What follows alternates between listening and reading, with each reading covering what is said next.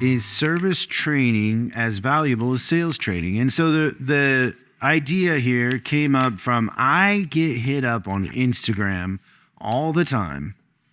And I always feel bad too. Like sometimes I'll be like, hey, give me your address. We'll send you a book or something. But they say, hey, I just got a job as a service advisor and I'm wondering what to do. Frightening that we have to ask the outside source. Yeah. And so now I'm supposed to tell you through DMs on Instagram how to be a service advisor. It's kind of nuts, isn't it? It's a telling story for sure.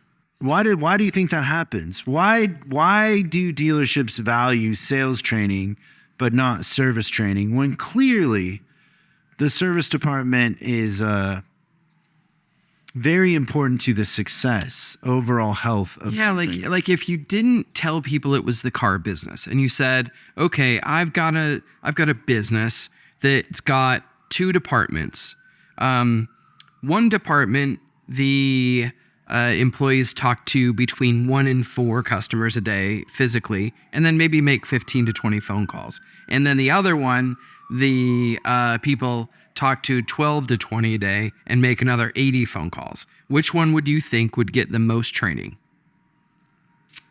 The one that touches the most customers every day. Yeah. And on top of that, the one that has the biggest potential for profitability. Yeah. At the end of the day. So sales is, and I think you said this, is intentional.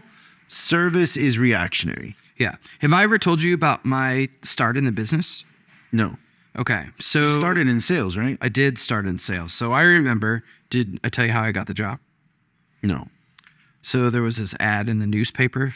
Anyone remember that they used to get jobs Free demo? in the newspaper? No, it was a blind ad. It said guaranteed $4,000 per month. Call this number. That was it. And in the Didn't say what it was. No. And in the 90s, when you drop out of college with 10 credit hours left to go, $4,000 a month looks really good because Enterprise was paying $30,000 a year at that time. So I'm like, okay, 30 or 50 grand, I'm down. I also thought that whatever the guaranteed part, I would always make more. So I go and I call the number and I go and I sit down. It's a Nissan dealership. And the way that I got the job, told a couple of jokes. And literally the guy looks at me and he says, "You're funny. When can you start?"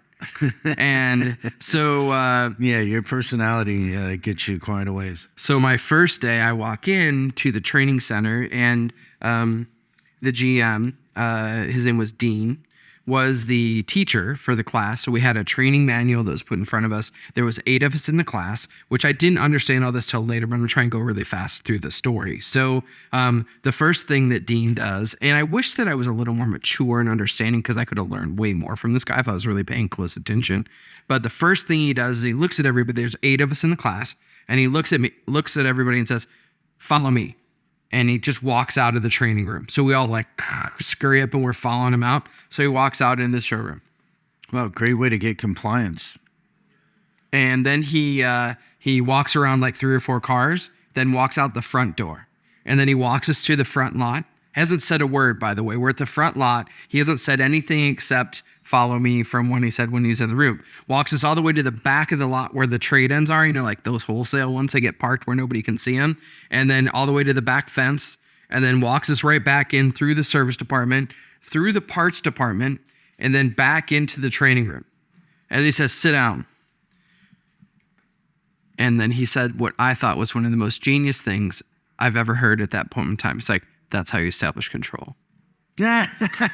Yeah. See, I said that's a great way to get control, right? So I thought that was amazing. Compliance. So it was very laid out.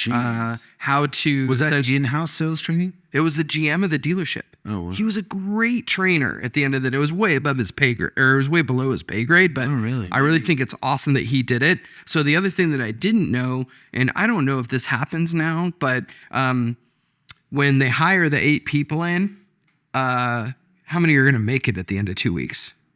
2? Yeah.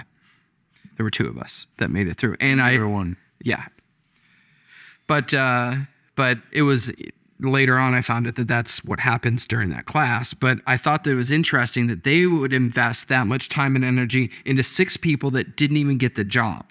And on the service side, we won't invest any of that time into somebody that actually works for us. That's kind of the lesson that I was thinking, is that like, it's worth it to them to train somebody from the outside world. Thanks so much for watching this clip of Service Driver Revolution. We're uploading new stuff every day, so make sure you subscribe and click the bell icon so you don't miss out. If you have a question you'd like us to answer on the show, call 8333-ASK-SDR and we'll answer your question on the show. That's 8333-ASK-SDR. For special deals on our books and training, head over to offers.chriscollinsinc.com. Now that's offers.chriscollinsinc.com. I'm Chris Collins, and I'll see you in the next video.